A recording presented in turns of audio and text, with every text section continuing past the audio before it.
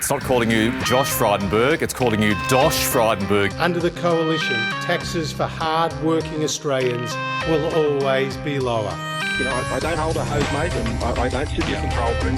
They're answers that only can come from Victoria, I'm afraid, because that's not my job. But I ain't spending any time, though, because in the meantime, every 3 months, a person is torn to pieces by a crocodile in North Queensland. Well, g'day once again, and welcome to the Two Jacks, our first episode of the year of our Lord 2025. Happy New Year to all of our listeners, and a big Happy New Year to you, Jack. How were the New Year's celebrations in Hong Kong? I guess it's not the big New Year for Hong Kong, is it? No, and it was very quiet this year. A lot of the New Year celebrants, the expats and the very westernised locals, took the chance to hop on a plane and go somewhere else. So it was a bit quiet. I was just thinking, Christmas period. Well, that's right, over the Christmas and New Year period. I was just thinking, it's a quarter of a century since the Sydney Olympics. Yes, time is getting away from us, mate. I can say that one of my other friends in Hong Kong, we've been communicating through the cricket, through the wonderful Melbourne Test, of course, and he made his way to Thailand for the period. So yes, it must be something in the air in Hong Kong right now. When's Chinese New Year? It's generally late January. It's late January this year, which means it's kind of early. Yeah. Okay. All right. Well, that'll be a big one for Hong Kong. Look, we'll kick off the news. Mind you, Chinese New Year, a lot of them do the same thing, hop on a plane and go somewhere else, in part to avoid all of the family festivities, etc. And what are those cakes called? The moon cakes are earlier. They're August, September. They're terrible things. Yeah, all right. No, that's a bit later on. All right. Well, we just want to start off the program today with some more or less breaking news. At least 15 people have died and 35 were injured when a man rammed his truck at high speed into a New Orleans crowd before opening fire. He had a number of bombs have been found in his truck and elsewhere, pipe bombs. And he also had a number of firearms, including a long rifle or a long gun.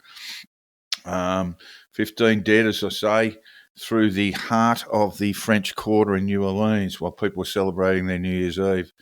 There, it's a great party town, particularly around the French Quarter. Jack, you've been there, I think, haven't you? No, I haven't, but we have a mutual friend who went there on holiday about 40 years ago and has not left. He owns a bar there. Yeah, I look, certainly when I was there last, which was a long time ago, that bar was still in existence. I don't know if it still is, but Vic's Kangaroo Bar, if you're happy to be passing through New Orleans. Yeah, it's probably at the southern end of Bourbon Street. Bourbon Street, for those who don't know New Orleans well, is in that French Quarter. Lovely, I guess, colonial French architecture around the place. But it is a great assembly point for people partying. Has been for as long as New Orleans has been about, I guess, certainly since the Second World War. It's an area that constantly has festivals. Mardi Gras is their big one. I was there during what's called the New Orleans Festival. You literally get hundreds of people walking along Bourbon Street there, and of course New Year's Eve would be an area. So basically we had the FBI's identified the offender, or one of. They believe he did not act alone. He's 42-year-old Shamsuddin Jabbar. He's a US citizen, US born, military veteran, and I believe he worked in HR in the military, Jack. And they allege that Jabbar deliberately rammed his truck into crowds at the famous French Quarter near Bourbon Street, mounting the footpath at times to mow down pedestrians. I did see one particularly heartbreaking story of a man who had tyre marks on his back and tyre marks on his front, and he'd literally been crushed to death. Just awful. And there has been a lot of reporting or well, shall we say, opinion expressions on X and other social media, suggesting this fellow wasn't an American citizen, and it sort of tied into the sort of immigration debate that the US is having right now. But that would appear not to be the case. There was an Islamic State flag found, I believe, in the truck. So this is at face value would appear to be a terrorist event driven by Islamist ideology, Jack. I saw a video of a FBI spokesman assuring us that it wasn't a terror event, but she's possibly the only person in the United States who believes that. Yeah, well, that was early days, it must be said, and I think there's a bit of a process. We would have seen this through the fire at the synagogue in Ripponlea in Melbourne, where the police need to tick a few boxes when they're presented with a crime scene, and they need to tick a few boxes before they can determine that it either was or wasn't a terrorist event. In the case of the fire in the synagogue in Melbourne, it was adjudged a terrorist event. Still no arrests have been made in that one, Jack, and occurred almost a month ago now. But this one will kick off a lot. I mean, I know Trump was talking about was raising issues around immigration and so forth. That would seem to be not the case, because we do have a US-born former member of the military who's committed this offence. We don't know who else is involved, but it seems that other people were involved. That's certainly what the FBI is viewing. So that interview that you there was a FBI agent. She was stammering and stumbling through the press conference a fair bit. That was very early days. The FBI has now indicated that it is a terrorist event, and also that they believe that Shamsuddin Jabbar had a number of accomplices, and I would suggest to them that they are in a fair amount of strife, Jack.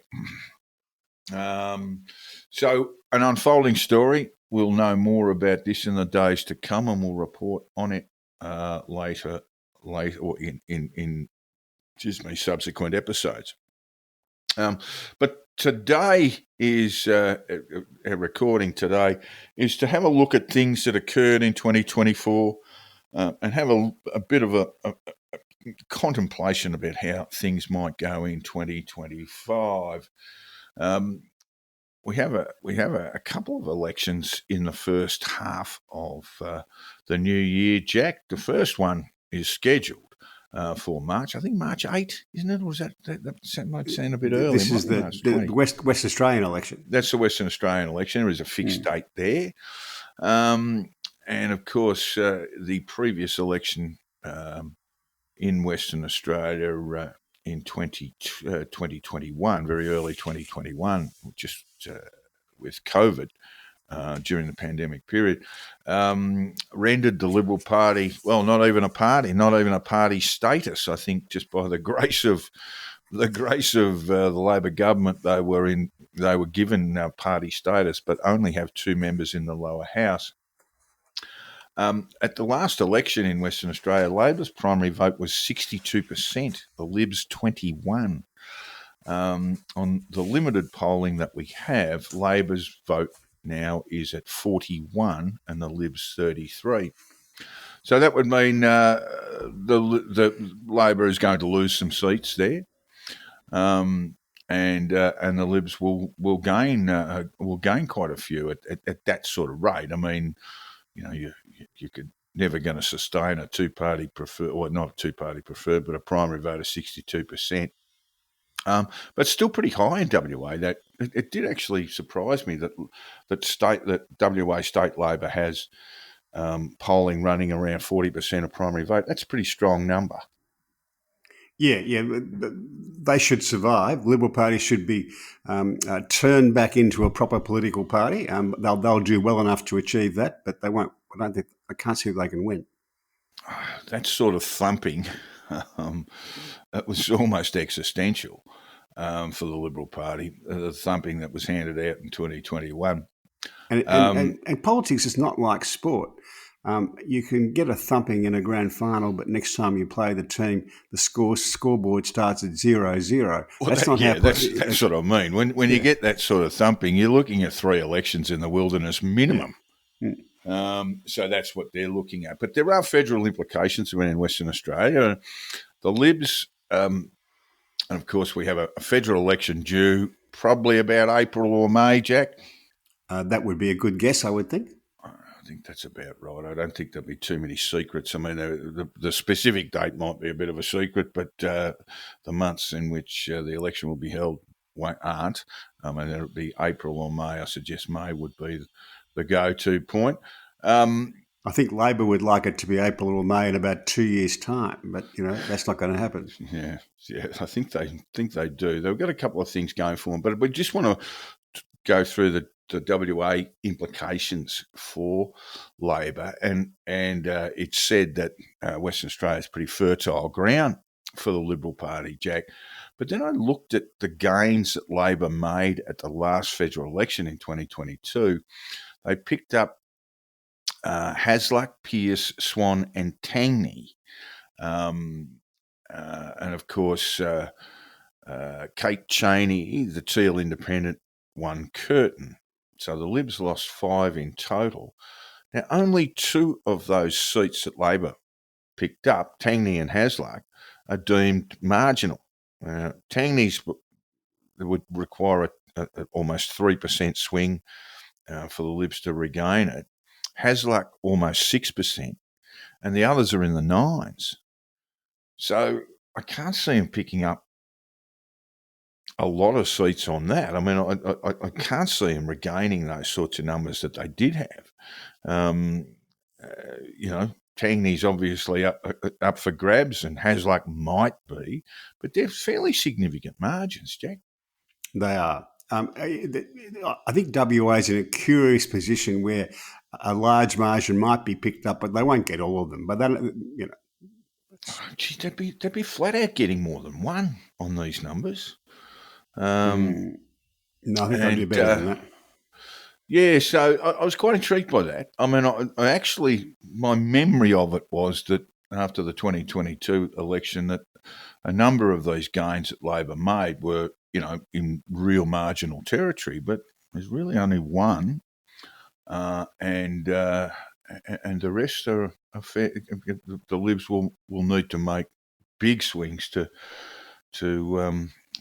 pick them up. So that's just Western Australia, of course. Well, there was a big swing one way last time, and I expect that there'll be quite a swing this way this time. But whether it'll be quite big enough, I don't know. But I think they'll pick up seats, but not all. They won't get them all back.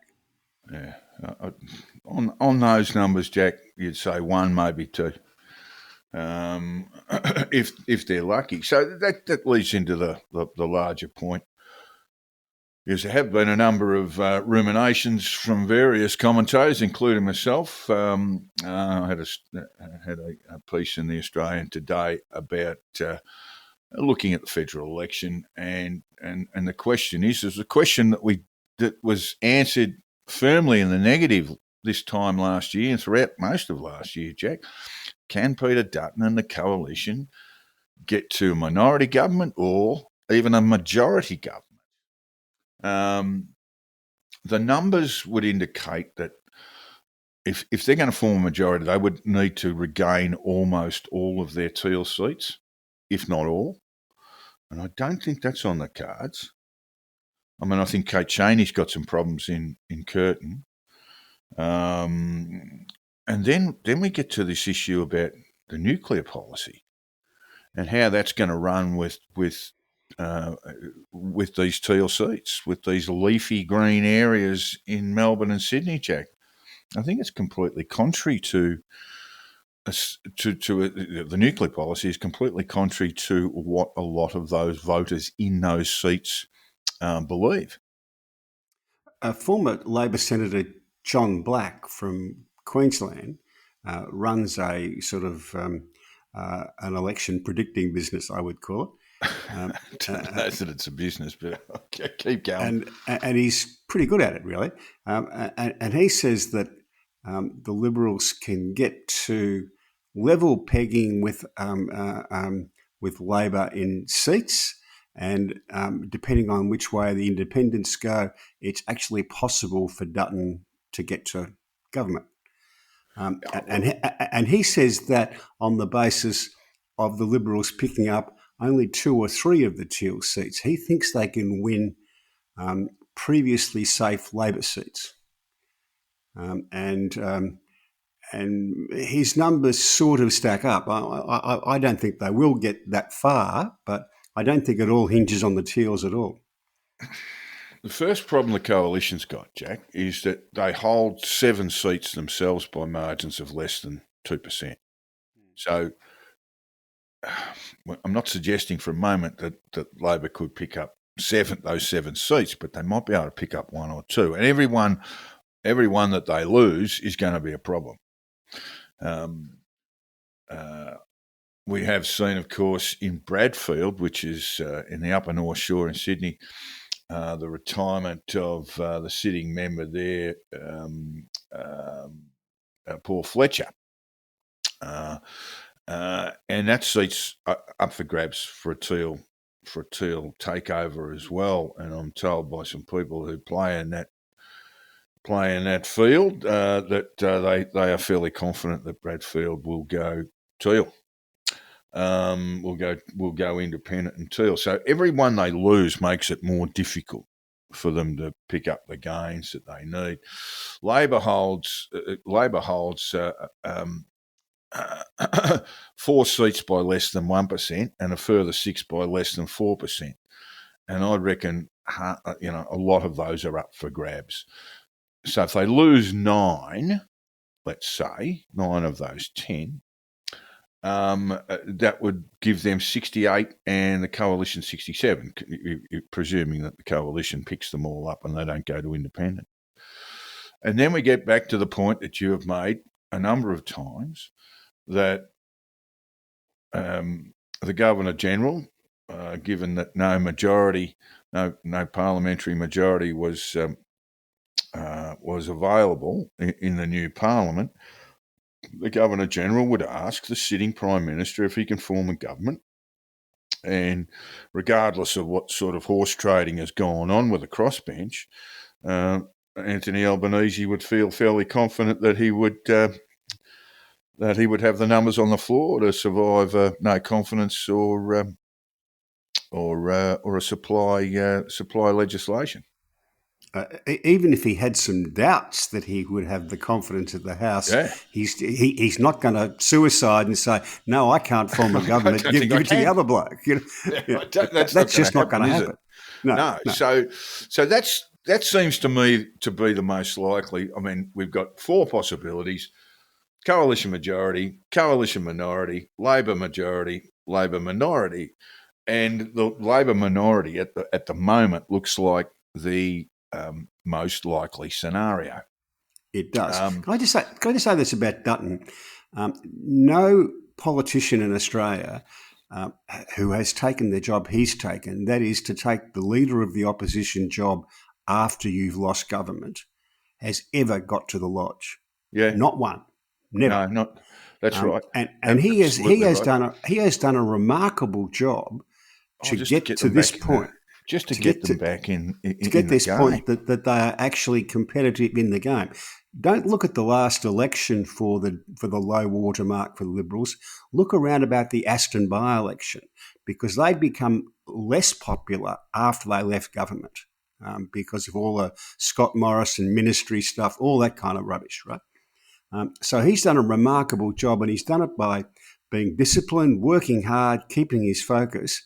And my assessment from 2024 is that he's the best performing federal politician, and he's on the podium with Malinauskas with South Australia and Chris Minns in New South Wales as the best in the country. It's been a remarkable performance. I agree with that. However, he's still but I don't think he'll win. I don't think he will No. either. But I think he'll given go very where they close. were around the 2022 federal election and the Aston by-election, as you say, it could have gone horribly wrong for them. Yes. I mean, another 10 or 12 seats lost at this election, which is most unlikely now, would cause some almost sort of existential problems. Yeah. It's a reminder that when you lose, you've got to do the work to get back to be competitive again. Well, I think he's been pretty well served by the Prime Minister, who has been directionless, who hasn't been a great communicator. Part of the business of politics, one of the great, when people say Dan Andrews is a terrible politician now, all this sort of stuff through the rearview mirror. But one thing we saw with Dan Andrews, he would say, this is where we are today, this is where we need to get to, and this is how we're going to get there. And he had that capacity to communicate those things in ways that basically sunk through to most of the electorate in Victoria.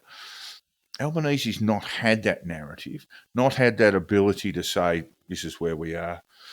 I mean, you talked about the Voice referendum and the loss there as being a sort of, I suppose, a sort of high watermark of Labor's approval dwindling away. And I think the problems are broader than that.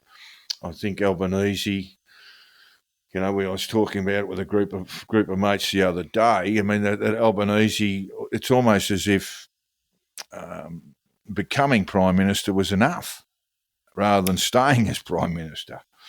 And at the time he launched The Voice, he was full of hubris. He thought he could walk on water. That's why the whole process was so bad. I can't understand how any political leader can feel that, because it's going to ebb and flow. Yeah. That if you win an election, and yes, Albo was the toast of the town and toast of the nation for a period, that honeymoon period, but anyone who's seriously engaged in that process, and Albo's been around for a long time, would understand that the wheels will turn, and that that sort of not worship, but that sort of idolatry of him would come to an end at some point. And the only thing that needs to supplant that is proper, clear communications to the Australian people about direction, about policy, about what they're trying to achieve. I would say that his treasurer does these things really well. I know some people might find Chalmers to be, a spendthrift, or, they might have some sort of issues around his policy, but he is a much better communicator than Anthony Albanese. That's not a very high bar to get over at the moment. Let me put it this way, Jack. Jim Chalmers is really the only senior member of that government who is a clear communicator, does the point A to point B stuff well. Tony Burke. Yeah, and look, I mean, he's basically flagging under the sheer weight of ministries that he's got at the moment. He is, but he's the only other one who can do Russ that. Innes. They are not going very well, and a lot of it's self-inflicted. So what can they look forward to, Jack? Some talk about an interest rate decline from the Reserve Bank in February. There's not a lot. I mean, look, what people might, whether people would turn that around, give the government a tick for it, is yet to be known, and I doubt would be a substantial tick. I really do think that the best advantage they have is sort of Dutton's nuclear policy, because I actually do think that is, as Chris Mitchell described, the longest suicide note in political history. I was inclined to agree with that, but I just don't think it doesn't seem to me to be playing out like that way. I mean, when Chris Mitchell wrote that, I agreed with it, but now I'm not quite so sure. Yeah, I guess the broader point I'm trying to make is that what can the government look forward to besides a decline? If you get a decline on the CPI, it's not going to help much because people are still, when they go to the supermarket, forking out more dough than they used to 3 years ago for staple foods. Yeah, now, if eggs have gone up 20% and the CPI drops back to a reasonable number, eggs are still 20% dearer than they were exactly right 3 years ago.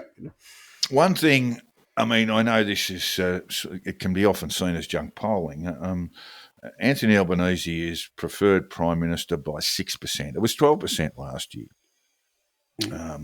around about this time, a little bit later in 2024.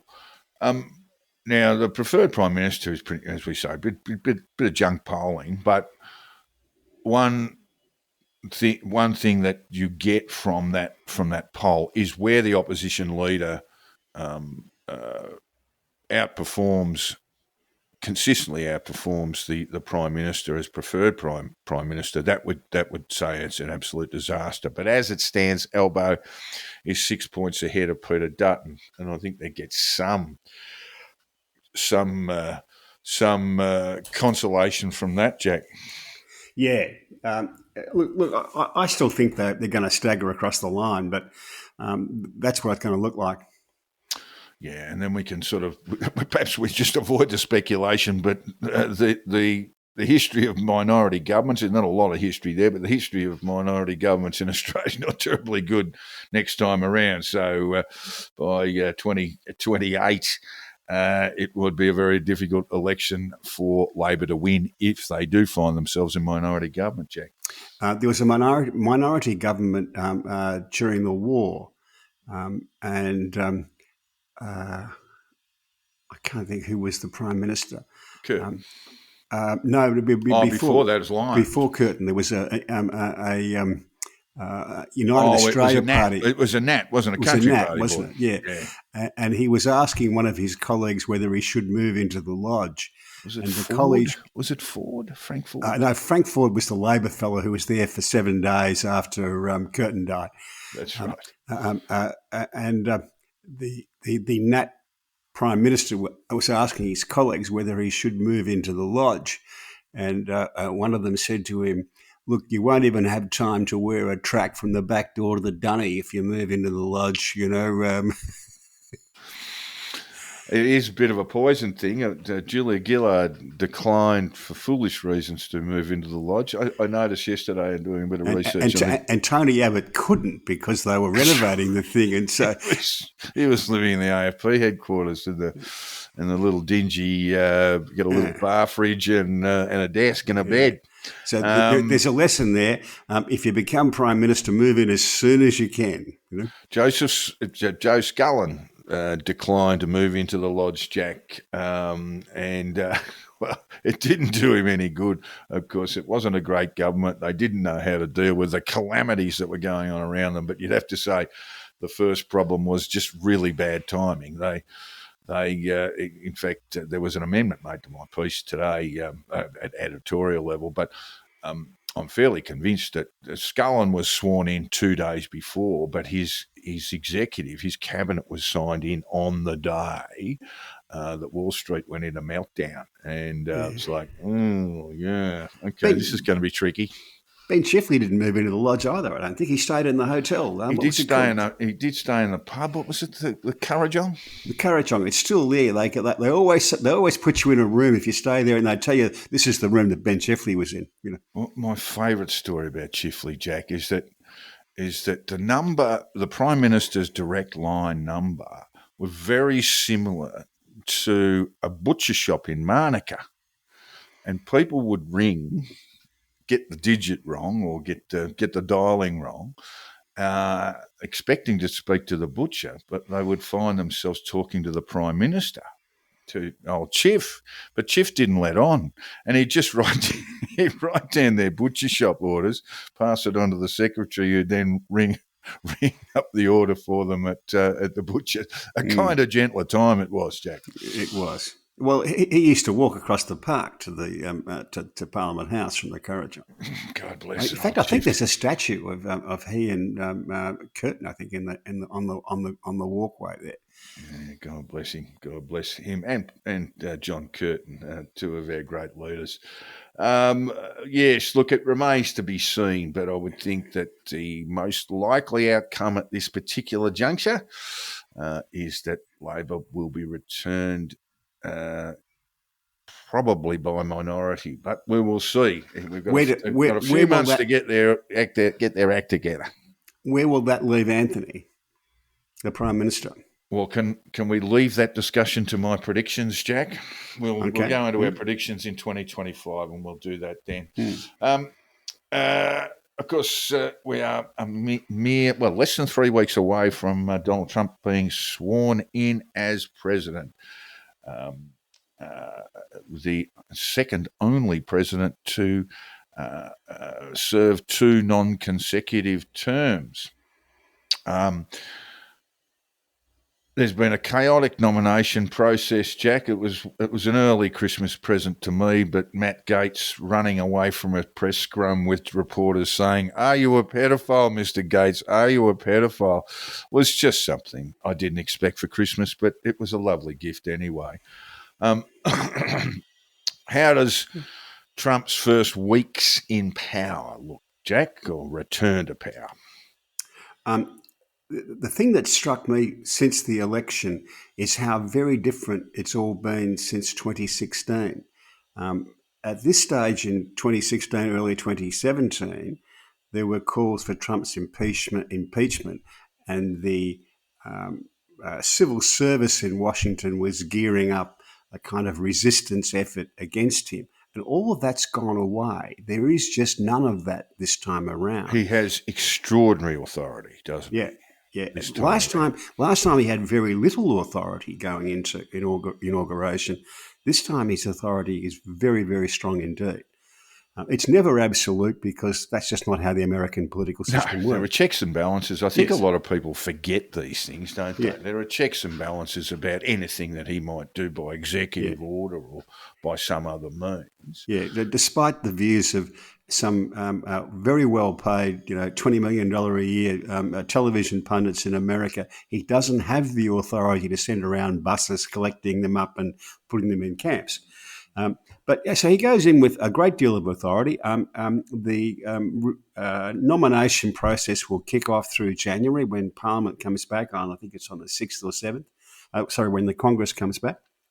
And he'll get, like most presidents with authority, most of what he wants through, but not all of it. Do you think Bobby Kennedy will submit? I mean, I honestly don't think. Here's one prediction: is that he won't be offered the HHS position. That's what is it? I suspect he'll be offered a position. Services. I suspect he'll be offered a position, but I don't think it'll be that. I don't think it'll be that one. And I think the reason for that, Jack, is that a confirmation process would be a bit tricky for him. Yes. Yeah. He's got some skeletons in the closet, including one of a bear that he ate. Yeah, I was just going to say, rather than a skeleton in the closet, he's got a bear in the boot. So he may not survive that. Have you followed any of the stuff? Laura Loomer and Elon Musk went toe-to-toe on X there. In fact, I wouldn't describe it as a fair fight because he ended up barring her for a while, taking her away her subscriber rights and letting her cool her ex heels. And I think that's going to be really one of the things that we can watch because I think the right wing. So we talk about Trump's authority. Let's start there. We talk about Trump's authority. That also comes with very heavy expectation, doesn't it, about how his administration is going to act and react. It comes with unfulfillable expectations. That's the thing, yeah. Because the various parts of the Republican Party and the wider conservative movement are all expecting not all expecting different things, but they are expecting different things, and you can't keep them all happy. Yes. That's just not the art of politics. You've got to keep 40% of them happy, at any one time. So he will pick and choose which things he will support, and if America's lucky and the rest of us are lucky, he'll get more of them wrong than he gets right. More of them right than he gets wrong. Sorry. Oh, I think he had it right first time. But anyway, the issue for me is that I think it's going to potentially fragment right wing politics in the United States. The blue between Laura Loomer and Elon Musk may be a triviality, a lovely little thing to observe through the Christmas or the festive season. But what it is really you've got an ultra-nationalist like Laura Loomer blueing with Elon Musk over, in this case, a particular form of visa that has allowed Musk to hire people from overseas. And this is the antithesis of the sort of MAGA ultra-nationalism approach. So I think that's just, once again, it just highlights the particular pressure points that many of which will flare up during Trump's presidency. Every political party has fault lines. Every successful political party that's successful enough to get to government will have fault lines because it will contain within it people with quite different views on a few issues. All my time in the Labor Party, there were always a couple of issues that cut the party in two. But we are dealing, Jack, with, when you're talking about ideological pressures, we are dealing with someone like Laura Loomer, for example. We are dealing with people who are completely beyond cooperation, beyond conciliation. And I suspect that there will be, if I want to make a prediction, I suspect that halfway through Trump's second term, there will be a sort of profound sense of frustration and disappointment from that group. Yeah, she's a bit of a crazy Laura Loomer, if you ask me. But she's, I would put her in degree of craziness right alongside Bill Hartley and all the people that I dealt with in the Labor Party. Every party's got them, is what I'm saying. Yeah, well, okay. So that's my little bit of fragmentation. Well, that's my little bit of a prediction around the US, that the right will be under pressure from the moderate to the ultra-nationalist extreme, because there is now enormous weight of expectation around Trump's second presidency. Quick trivia question for you, mate. Who was the one president who served 2 non-consecutive terms? Oh, I can't remember. Before my time. Grover Cleveland. Yeah. 1890. Not quite before your time, Jack. Just a little bit in there. All right, over to the Middle East, Jack. Can I just say, the Democrats have bigger problems than the Republicans? Well, yes and no. I mean, we could talk about them till the cows come home. They do have larger problems. They do have profound problems. If they've turned their back on their sort of working class base, not just in the last election, but over a period of time, they need, like Labor, perhaps in 2013 in Australia, they need to have a bit of a look at themselves and figure out where they belong. But I mean, these things are almost inconsequential because the focus is not going to be on them. They're not in government. They have they're in the minority in Congress. Small. Well, they're not overwhelmed in the House or in the Senate, and one suspects, the usual turn of events will mean come the midterms, they may well carry the House and may carry the Senate. I mean, and that will just be a reflection of disappointment with the Trump administration and Congress generally. The peculiarities of the Senate that is, that only some of the senators come up for re-election each time, would mean that they are unlikely to get the Senate back until 2028, even if things go well for them. But they could get the House back.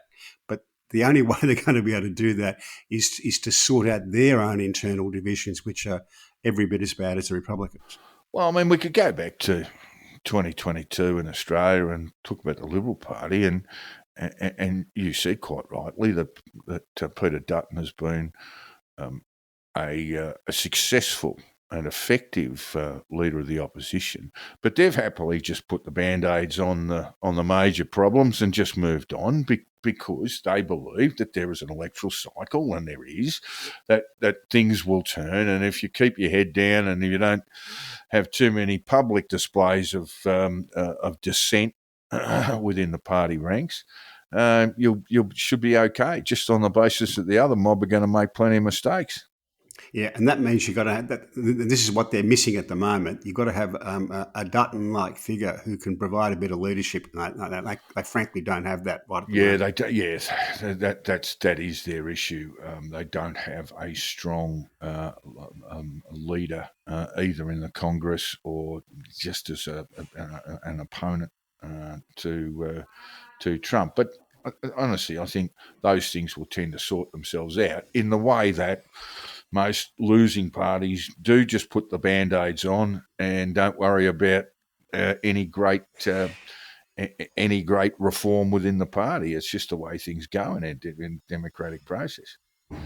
All right, now we need to go to the Middle East, Jack. We do have continued conflict between Israel and the Houthi rebels in Yemen, who are Iranian-sponsored. I would imagine that conflict will be over fairly quickly. We have continued fighting in Gaza, or potential for continued conflict there. What we have seen in 2024, Jack, is Iran as a force in the Middle East, as a strategic or military force within the Middle East. They've been completely stripped of any authority there. That's the first step. Turkey probably has gained strategic influence in the region. There are problems there for them, particularly in Syria, around the Kurdish forces in northern Syria. Russia has been one of the big losers in 2024 in the Middle East, with as yet this so-called extreme group that runs that is running Syria now seem to have made some very sensible, moderate type decisions, Jack. And you just wonder how they're going to view Moscow's port in Syria. Because if they lose that, they really do suffer a great diminishment of their strategic interests in the Middle East and more broadly in Africa. Mm. So those are the losers, aren't they? I mean, we could talk about Hezbollah and we could talk about Hamas, but those nations, not Turkey. I think Turkey are one of the winners from all of this. Israel is now really now a regional superpower in military terms. The Saudis are more have greater authority than they ever did, as we've watched the decline of Iran. What we might see, Jack, in the Middle East, if I be so bold with a prediction, is a bit of peace breaking out. Can I just say this about Iran? Its problems are even bigger than you described. Last week or 10 days ago, they had 17 power stations non-functional because they haven't got the gas to run them.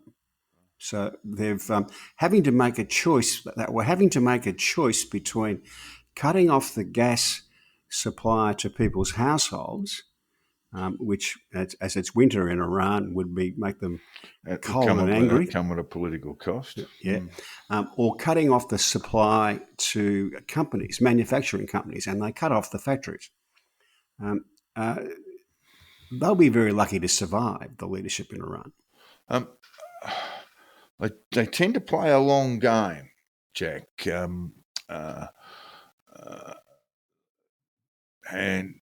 But I tend to agree with you that, I mean, it's an awful regime, and I think the world would be glad to see the back of it. But I think that's a potential outcome. And what we saw in Syria, great difference in circumstances there, is how quickly those regimes go when push comes to shove. Yes, and I would expect that Trump will put some pressure on Saudi Arabia to join the Abraham Accords, and there will be Israel will face a situation for the first time in a long time where it won't have any significant, active, capable enemies. Threats, yeah. Yeah, and the Abraham Accords have been incredibly successful. I've got some friends who live in the Gulf, and the plains are full of Israelis and Gulf Arabs going backwards and forwards. Businesses booming between them. If you put that on a wider scale to include the Saudis as well, it will change the face of the Middle East. You thinking about a holiday at Neom, Jack? You know about Neom? This is a place in Saudi, isn't it? No. I have no desire to go to Saudi. Thank you. You can apparently, one of the things that they say that you can sort of do a lunar landing, and you think you don't really need to do that. Just let people walk in the desert for long enough. It's very similar to the moon. I do encourage. There's a great piece in the Australian in the Inquirer there about Neom, which is, we've talked about this in the conditional release program. This extraordinary resort that the Saudis are building, a long sort of wall, long thin edifice that extends for hundreds of kilometres. And they'll be encouraging Westerners to go there. They haven't encouraged Westerners to go. You can't get a tourism visa for Saudi Arabia, Jack. So they're going to have to make some fairly strong cultural changes there. It's very difficult for even banking companies to get people to go and work in Riyadh because the financial services industry tends to have certain things that go along with it, and none of those pretty much are available in Riyadh. So, a mate of mine, the Mombassador, political operative, former ADF, he's in Riyadh at the moment. He's been working there for some time. It's one of those places that you can get used to, but by gee, you'd hang out for the long weekend, wouldn't you? We could go pop out of Saudi Arabia and enjoy some luxury somewhere else. I was told by a Fin Services guy that the people that they can get to go there are young single gay guys. There's a problem there too, Jack. But anyway, we won't get into that. But at least there's a party scene in the coffee shops for the young single gay guys. There isn't for anybody else. I want to be a bit cautious there. Yes, what happens with Benjamin Netanyahu this year, Jack? Is he going to enjoy the benefits of what we predicted will be a more peaceful Middle East? The benefit he will get from it was that he will be allowed to leave office, not in chains and not in disgrace. That's all he'll get. But he'll leave office, I expect. That's your prediction for 2025? Yeah. This is, if you look at Israeli history, Golda Meir was a much loved prime minister of Israel, and on her watch, the Yom Kippur War was not foreseen. They were unprepared, and she paid the price of losing her job, and he will pay the price in exactly the same way. And he's incredibly unpopular in Israel as it is. So he will have his moment of triumph, and he's done a grand job since October 7 with the conflict. But I don't expect him to be prime minister. Yeah. All right. Yeah, I think that's a good prediction. We'll keep an eye out for that.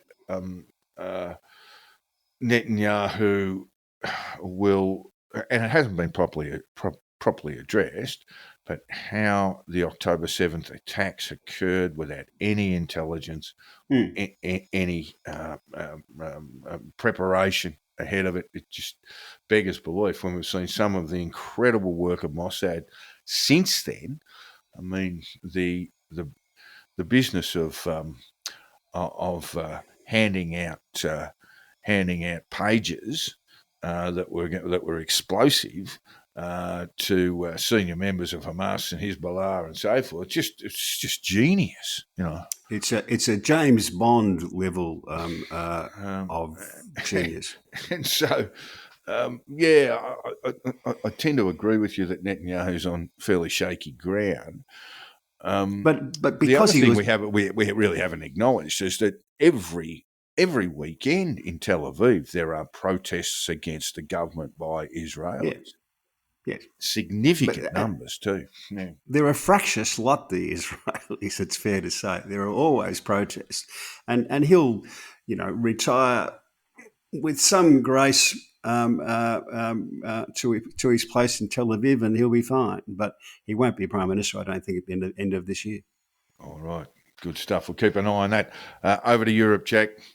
Is it a declining power in political disarray and a stagnant economy? We've got a German election coming up, I think, in February, Jack. Yep. The coalition there, led by the Greens, has collapsed. The AfD, Musk wrote an editorial in a German newspaper supporting them. Dear, oh dear, we are seeing the extreme right rise in countries in Europe where you just have to wonder what people are thinking. The French have got their own problems. A non-functional government, I'd call that a problem. Yep. Yeah. The UK, well, we'll get to them. We'll get to them in a little while. Stagnant economic growth across the continent.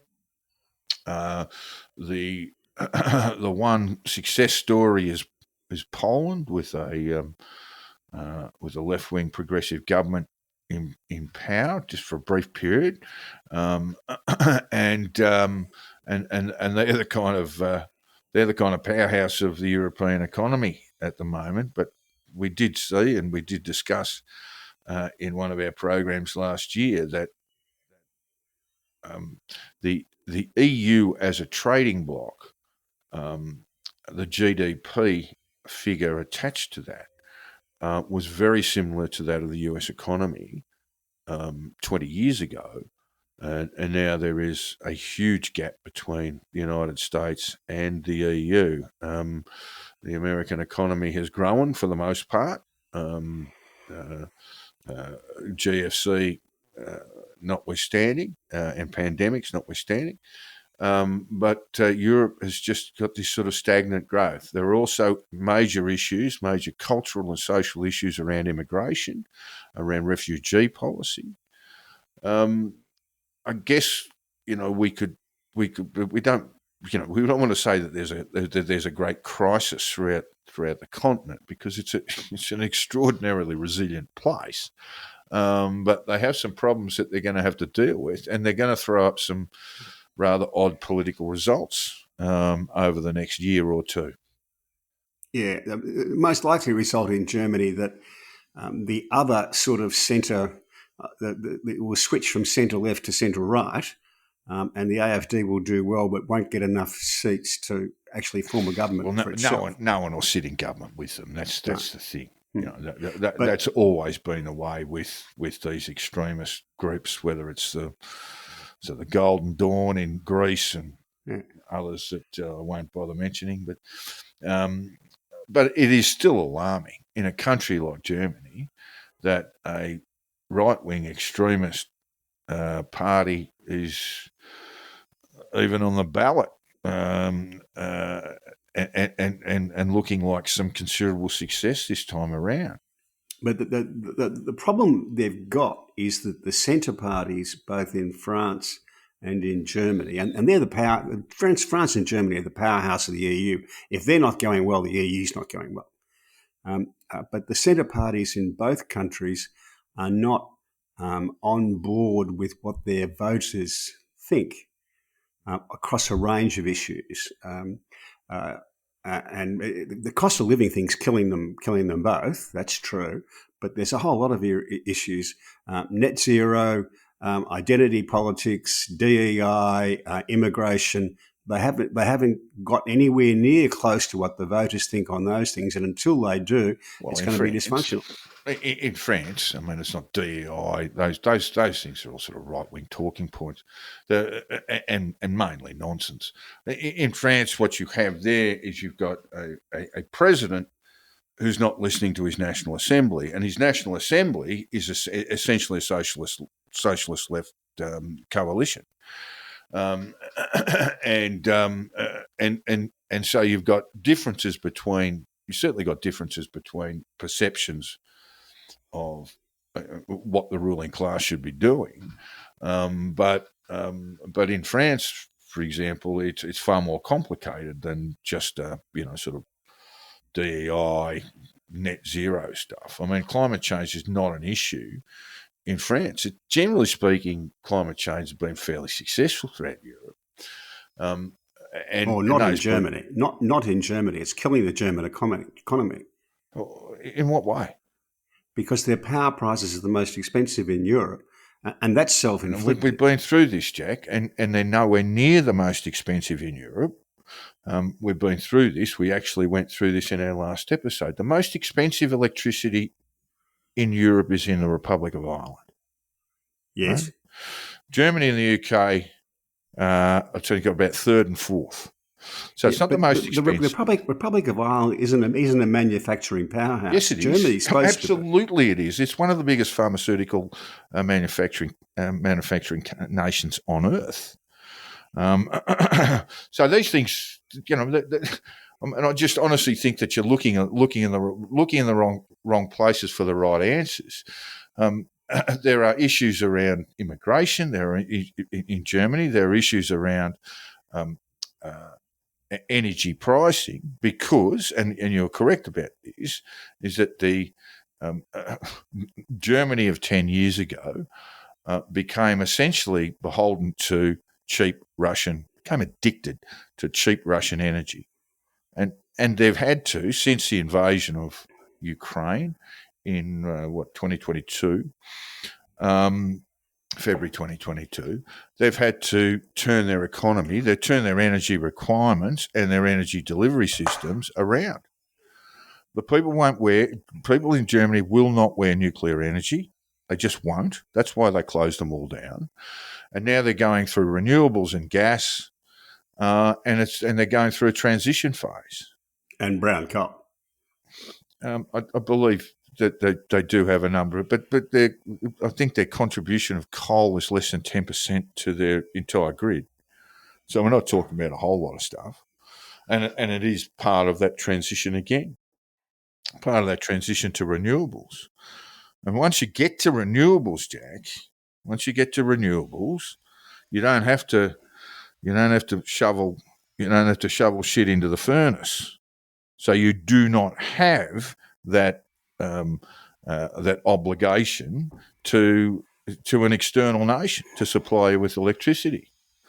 And give them 5-10 years, because they were a little bit ahead of the rest of the world. Europe was in terms of renewable energy.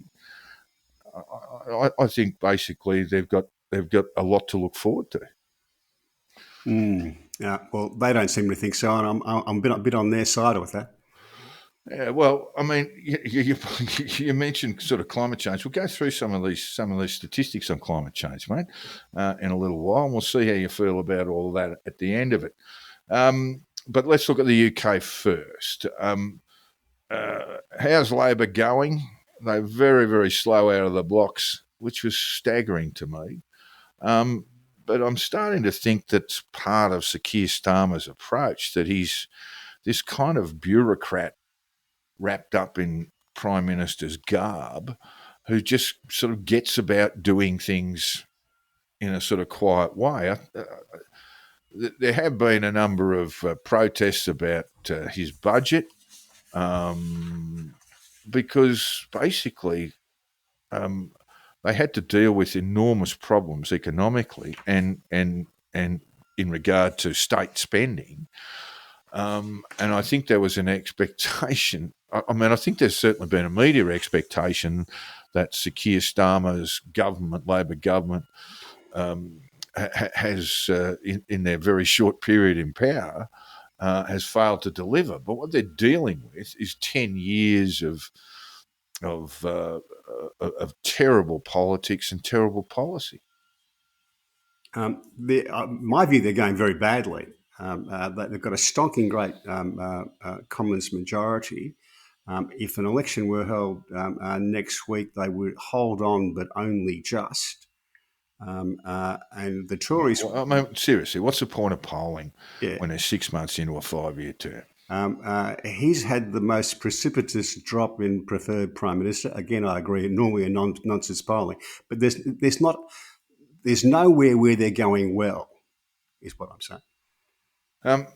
The point I would make about them is, and this is, discussing it with friends who live in London, is that they didn't go far enough with their budget. That they basically they didn't rob the rich enough, I suppose, is one of the perceptions from people I know who are not short of a quid. That a lot of the changes that they did make were fairly piecemeal. They have significant problems. I was listening to an interview with actually an Ambo. He was the only paramedic available and only one ambulance available for pretty much the entire East London, the entire east of London, they're coming off just a dreadful series of Tory governments that maybe they can patch them up. You have to wonder about their future. Not that the place is going to disappear, but their economic growth is so slow. The best way out of this is fire up economic growth, but they knackered that with Brexit. Their economy floats around at growth around about, it's definitely under 1% each quarter. And without supercharging their economy somehow, they're going to have torpid growth for the foreseeable future.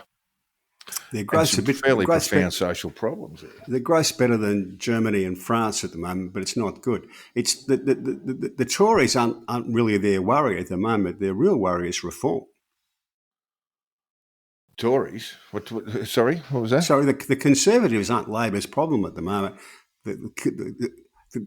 Labor don't need to fear the Conservatives. They need to fear reform. And I noticed the other day, Rachel Reeves, the Treasurer, was doing an interview, and she didn't talk a thing about what the Conservatives were saying. All she wanted to talk about was how Farage was getting things wrong.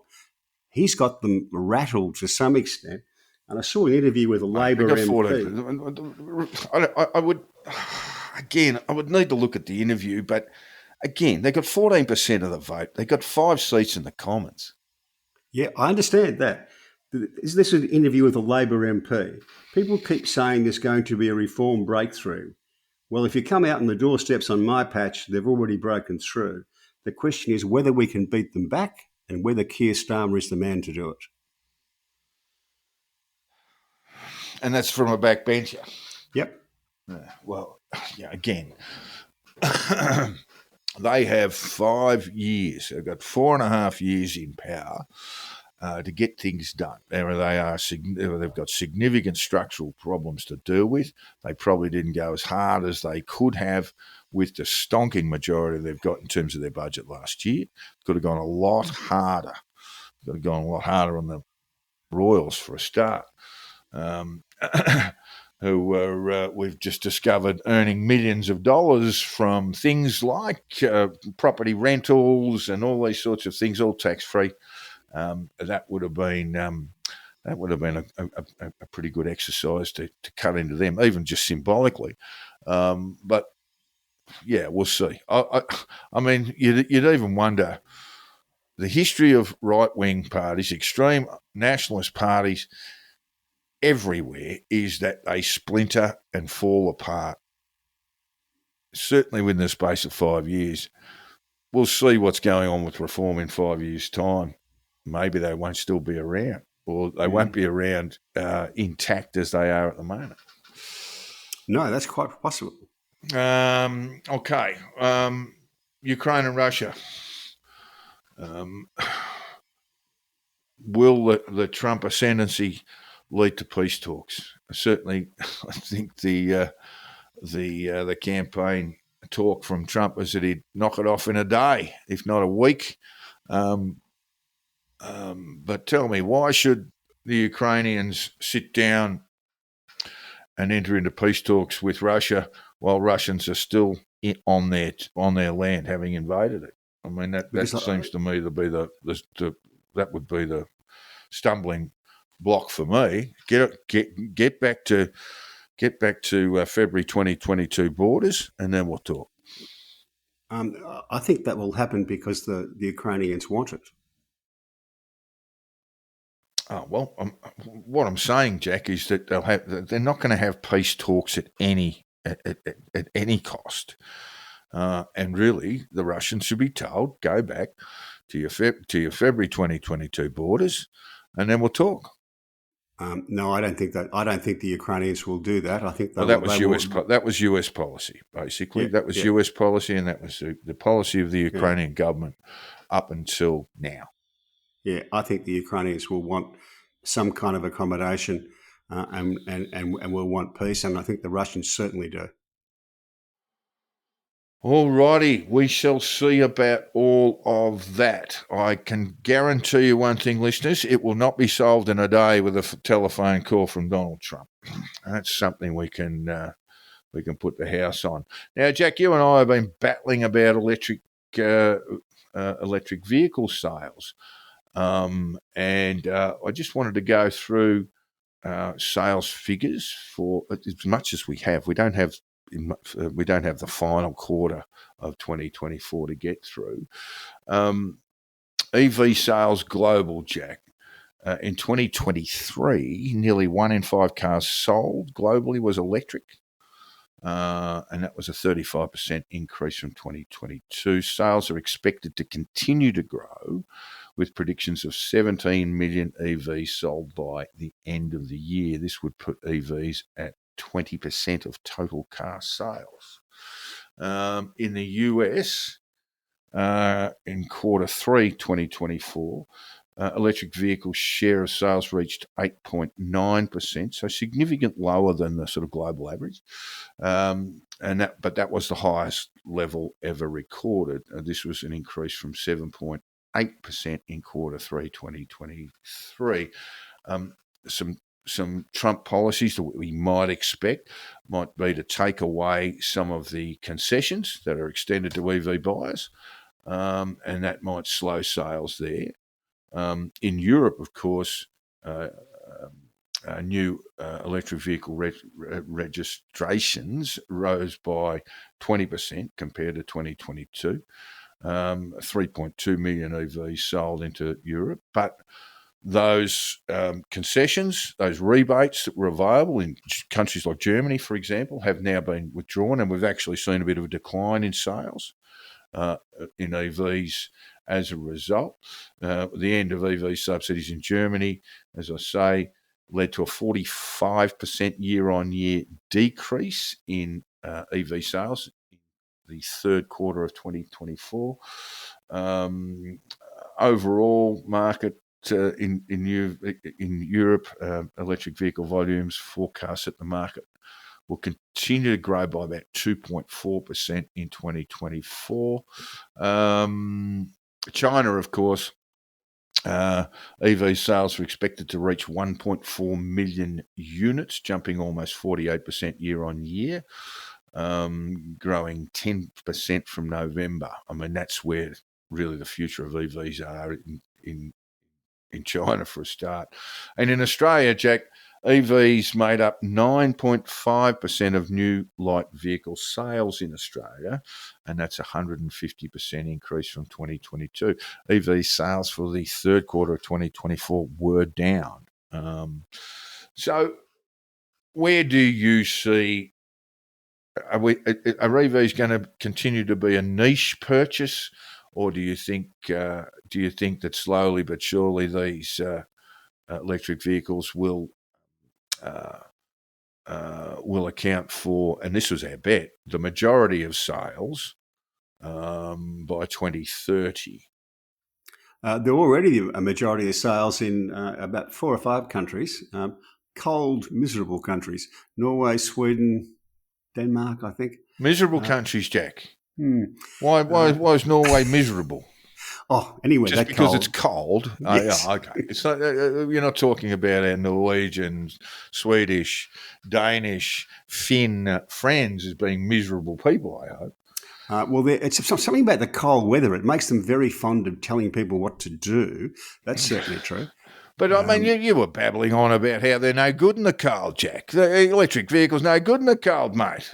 We haven't got to Here drive they very are far, making though. up So substantial, the majority of sales of I all think vehicles. the highest proportion is in Norway, and I think Sweden's next, actually, around the world. It's a lot of it is subsidy driven. There's no doubt about that. Yes, that's right. Where will they end up? I expect that they will be a significant minority of motor vehicle sales for the foreseeable future. Well, this is not the finalisation of our bet, which is for one substantial lunch, but the bet is by 2030 that EVs will make up the majority of sales. So the forecast at this stage is that EVs are expected to account for 52% of new car sales, and by 2035 they're expected to make up the majority of total car sales. We'll see, but I would say it's on track. A few little bumps. I did come across a local Sydney woman. She's an actress, and she's obviously an EV devotee. And I was looking at her Instagram page, or Instagram, her Instagram site, and flipping through the stuff. She lives in a city, Sydney, and my first sort of response and my sort of reaction was to take the piss out of her. But actually, she does a pretty good job in terms of explaining the intricacies of EVs, and it's in her case, it's one of those things, Jack, where you think she's sort of saying EVs are great, and then she'll actually explain how difficult it is to actually own one in a place where parking is not easy, where recharging is going to be difficult in the inner west of Sydney. She showed how, I'm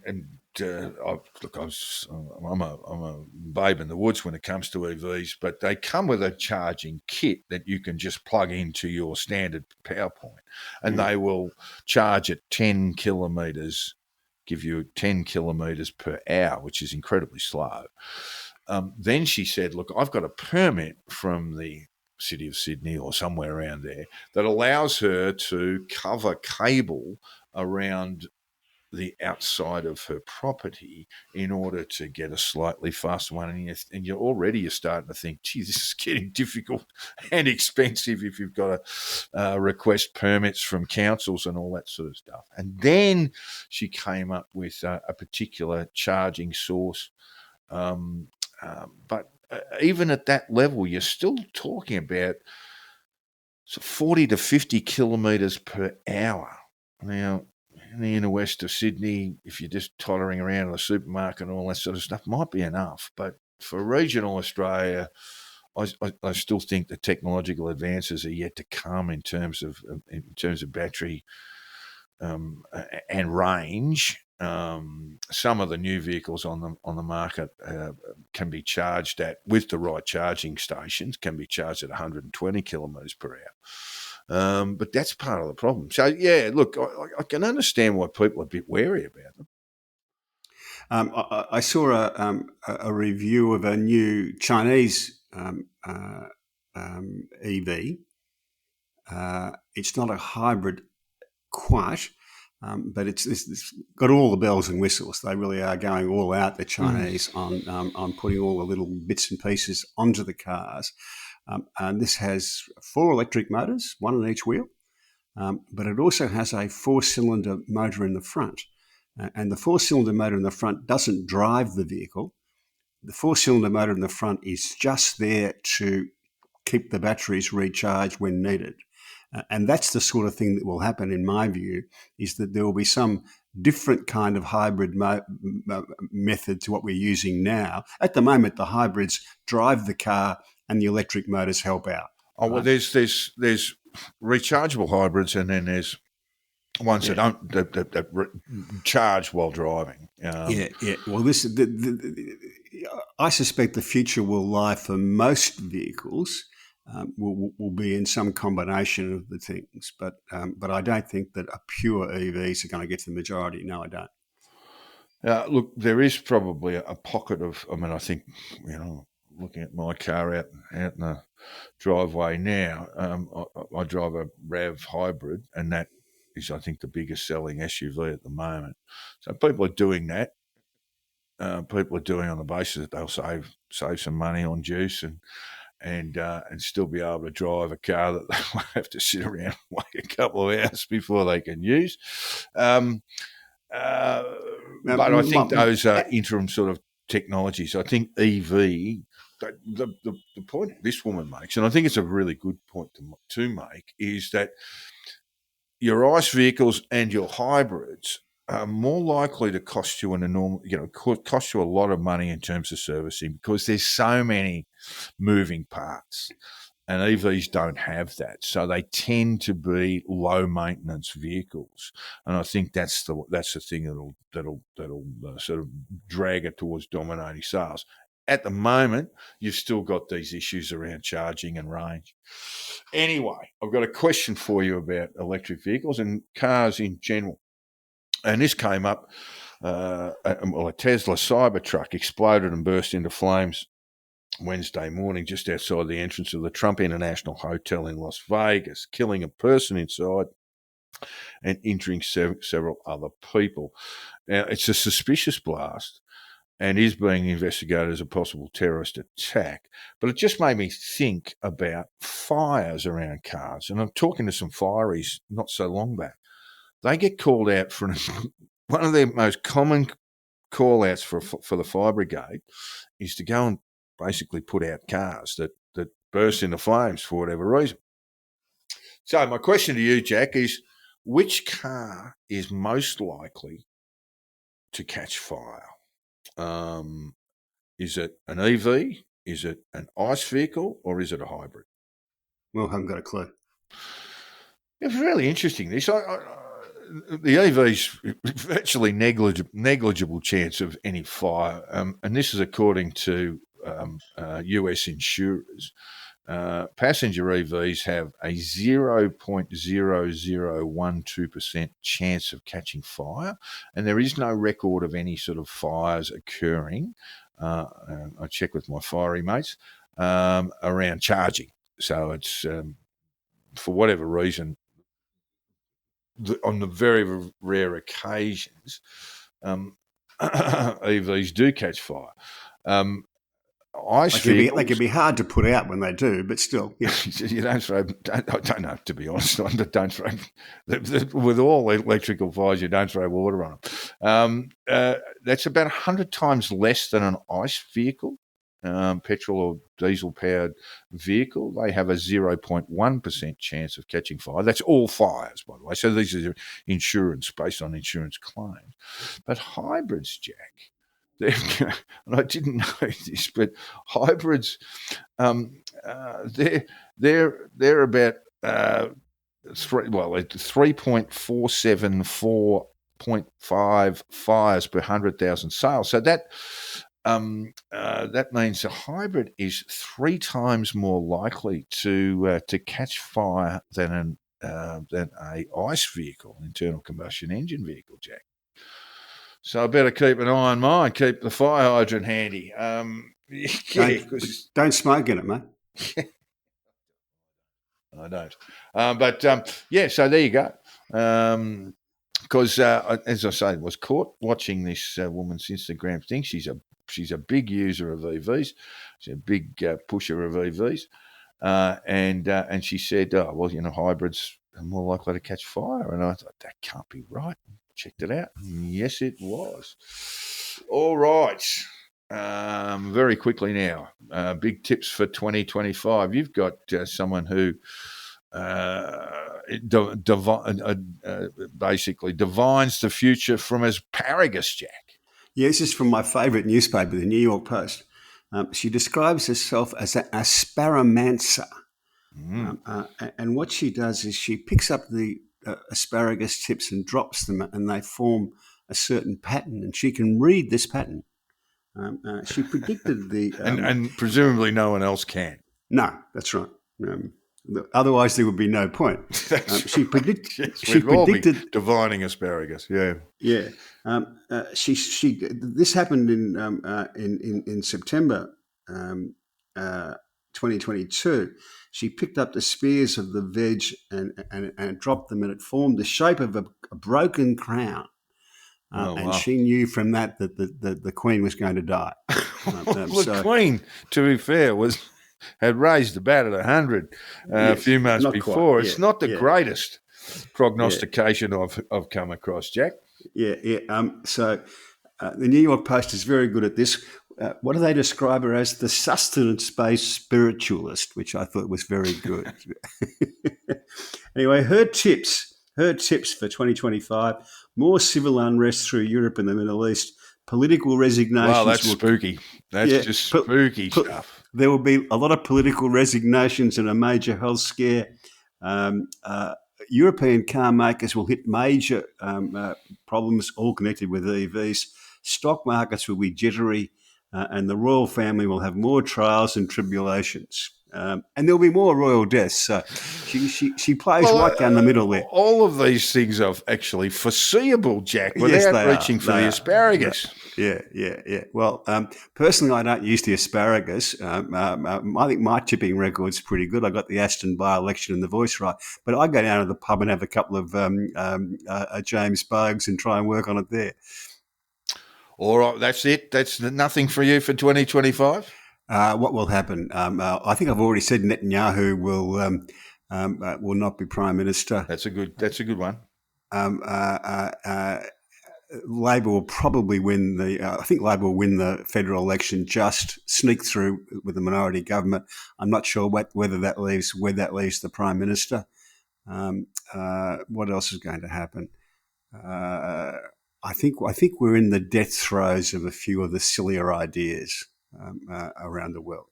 All right. Well, besides Carlton winning the 2025 premiership, my tip is that Albo will be re-elected with a reduced majority, possibly minority government, and retire shortly afterwards. So that's my tip for the year. I've also got Oasis tickets in November. So that's not a prediction. That's just a hope that the Gallagher boys remain good friends until then. I think you should have gone to an earlier concert myself. I mean, there's no prospect of it. As it stands, the tickets we've got will be the last concert of the world tour, which could be a really, really good thing or a really, really bad thing. We shall see. You might get to see the Punch Up live. They're old blokes now. I think they're kinder and a bit gentler towards each other nowadays. We'll see. Now, Jack, climate change.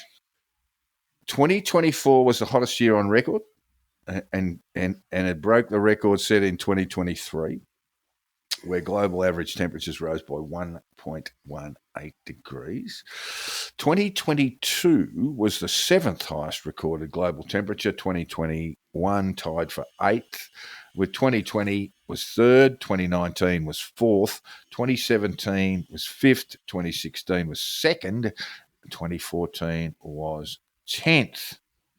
So in the last 10 years, Jack, we have had the 10 hottest years on record, and that's since records were kept in 1850. Fairly significant. I would have thought that there is a global warming taking place. Since 1850. Since 1850. Well, Oh, I mean, okay. what is suggesting that we? I know what you'll try and do. Oh, the data's wrong. Oh, there's not enough of it. The last 10 years have offered increases. Well, our hottest average global land temperatures since that's in the last 10 years for 175 years. Yeah, 175 years is a mere blip in the history of the climate. I understand that, and I think everyone else understands that. What you're doing is equivocating. Well, somehow that we should have been able to keep weather records predating human civilization, and it's a nonsense. But what we have is overwhelming data that that in the last decade we have soaring temperatures, soaring global average land temperatures. In the last 10 years, records have been broken pretty much every year. Good. I'm pleased. So there you go. There now, finally, and I'm perfectly relaxed about it. There you go. Well, yeah, because you live in an you just flick the air conditioning, mate. But for your beloved browns and yellows around the world, and indeed anyone living in an environment where temperature can cause all sorts of problems, be they bushfires, be they floods, be they weather events, life is a little bit different. But anyway, we must move on because we're almost at an end to sport. Look, we'll just be. Can I say my favourite sports memory for the year for 2024 was the Turkish pistol shooter who stood there with no gear at all, hand in the pocket, looked for all the world like he just walked up to a carnival sideshow. And have a shot, and he still won a silver medal. He did indeed. It was wonderful stuff. Of course, we did have the Paris Olympics last year, and many highlights there. But Jack, what everyone's talking about, and we don't want to labour the point, was the Boxing Day test was one for the historians, one for the cricket historians. A wonderful test, ebb and flow. Australia on top for most of it. And managed to skittle the Indians in the last session of the 5th day's play. This great test came in the wake of everyone suggesting, well, a lot of people suggesting that test matches be reduced from 5 days play to 4, and then we saw a brilliant 5-day test. Wonderful achievements by all. But it really just nailed just how good Pat Cummins is as a captain. Is he the best? He's getting on to be one of the best we've had, just in terms of his performances, in terms of his captaincy. He just seems to have that knack of being able to bring in a bowler or bring himself on and take a wicket. If the Australian side needs runs, he'll knock it around a bit. He's a hell of a good cricketer. For me, the test was the crowd and a measure of just how important India is to world cricket. They really are the superpower. Look, I think for an Australian audience too, we got that reminder, and this was all over social media, that the best form of the game is the 5-day game. The test is a test match, and I think Australians embrace that. I think the UK does to probably a lesser degree. India does to a lesser degree, and the rest of the world, the rest of the cricketing world, that is, seem a little bit more obsessed about the shorter forms of the game. What we also did learn, Jack, is there's been trouble at mill, particularly in the Indian camp. We saw the retirement mid-tour of Ravi Ashwin, a brilliant servant of Indian cricket, the off spinner. And it was an odd thing because it looked like he'd go okay in Melbourne and Sydney, but he packed his bags and left. And now we're being told that Gautam Gambhir has given the boys, he's the coach of the Indian side, gave them a spray, and that there are tensions between he and Rohit Sharma. Virat Kohli seems easily distracted. And now the Indian Test side is being described as transitional, Jack. Maybe they should get rid of Rohit. I mean, Mark Waugh's been saying that Rohit Sharma, he's not batting well. I mean, his foot movements are slow and lack conviction. He is really battling, as is Virat Kohli, one of the greats of the game. Maybe they should look to one or two of their younger players, Jack, in Sydney. Yes, I think that's right. And for the Australians' sake, and the test starts tomorrow, as we record this on the 2nd of January, Bo Webster has come into the side to replace Mitch Marsh. Tasmanian all-rounder. Jack, don't know how well you know his cricket. You might have seen him in Big Bash if you get that over in Hong Kong. Yeah, I've seen him with Big Bash. He seems pretty good. Well, tell you how good he is, mate. He made over 900 runs and took 30 wickets in the 23-24 Sheffield Shield season. The second bloke to do that. Guess who the first one was? Oh, I can't remember. Gary Sobers. So not a bad effort. We wish him well at Sydney. I just wanted to have a brief look at the World Test Championship, which is a sort of extraordinarily mathematical competition. Each side will play 22 tests. Australia played 16. India has played 18.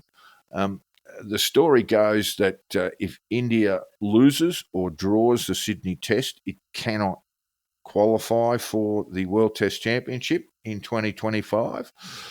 South Africa is currently on top, but they've only played 11 matches. They have won their last 6 against the West Indies, Bangladesh, Sri Lanka, and they're currently hosting Pakistan, and they beat them in the first test there, and their second test against Pakistan starts tomorrow as well.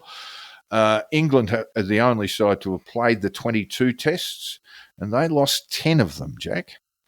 So they're bringing crowds back to the game by losing a lot, it would seem. The old Bazball there.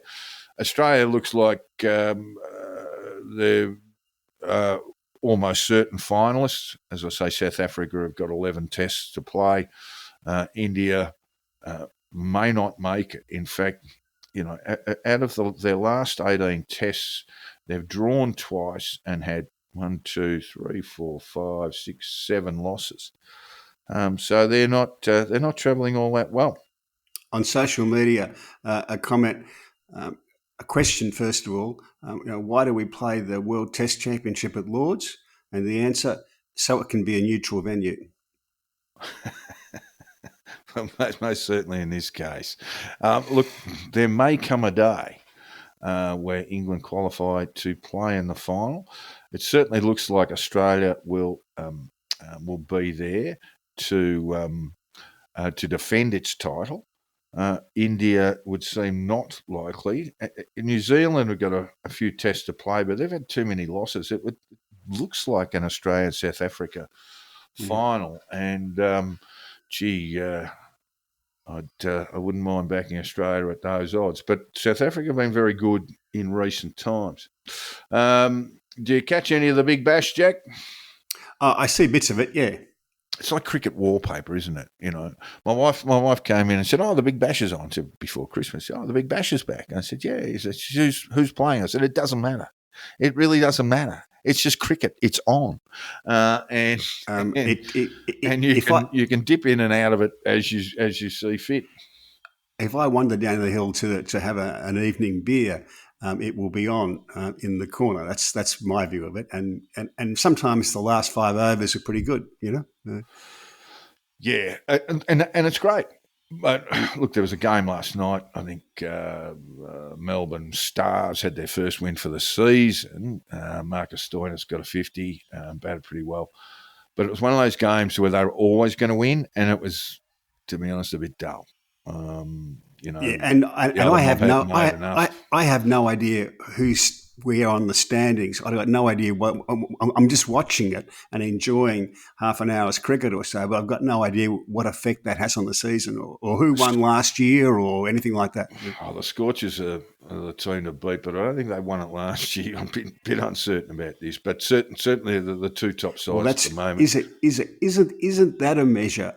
That you don't know who won it last year. Whereas if I asked you who won an AFL premiership in 20 years ago, I think they've certainly won more than any other franchise. But I don't think they won it last year, and I think they might have been beaten by they were beaten by the Brisbane Heat. So I do remember Brisbane Heat won the title last year. The two sides going very, very well. The Sydney Sixers, who are a very good T20 side, and Dave Warner. The Dave Warner-led Sydney Thunder going very well as well. And Dave's often mic'd up, having a bit of a yell at side, a bit of a sledge every now and then. So sledged the hell out of Maxwell and then got on the commentary and said, there's no way this bloke could even be considered for a test match. And just gave him a nice old bag, which, to be honest, was perfectly true. So, all right, that takes us out, Jack. That takes us out for just one more thing. Oh, you've got something silly for me. I have. It's not really silly. It's very, very good, actually. Dave Barry, who writes for the Miami Herald and writes novels as well, very good writer. And he gave Australia a bit of a shout out in his. He writes a very good end of year review, and he gave Australia a bit of a shout out. Speaking of comically futile gestures, the Australian Senate passes a law banning children under 16 from social media. This law will be enforced by adults who have to ask their children for technical support when they accidentally lock themselves out of their iPhones. Yeah, that sort of thing is about right, and I'm certainly opposed to that. I know there are a number of people, certainly readers at the Australian, who think things need, and I think more broadly across the country, things needed to change and things had to be done, and I don't think this is a good way of dealing with it. I don't think we're going to see any reductions in rates of bullying or anything like that. Honestly, have a little bit more faith in our younger people to deal with the challenges of technology than most people seem to. We continue to fret about our young people, and I reckon they're going okay. As we saw with Sam Constas, Jack, knocking Jasper Boomer out of the attack on Boxing Day. It was a lovely little celebration of youth in Australia, if nothing else. But that does take us out for this program for the year. We look forward to getting back in touch with you in a program next week, and we'll be going through the year. As usual, please drop us a line if you need to. I think we don't have to tell you how to do that. You can get hold of me on X. My DMs are always open, and you get hold of Hong Kong Jack on his Substack. Drop us a line if you've got any comments, criticisms, or reflections on our offerings, and we look forward to hearing from you. And as I say, once again, from Jack and myself, have a great 2025. I hope it's really, really prosperous and successful for you. Good on you, folks. We'll talk later. See ya.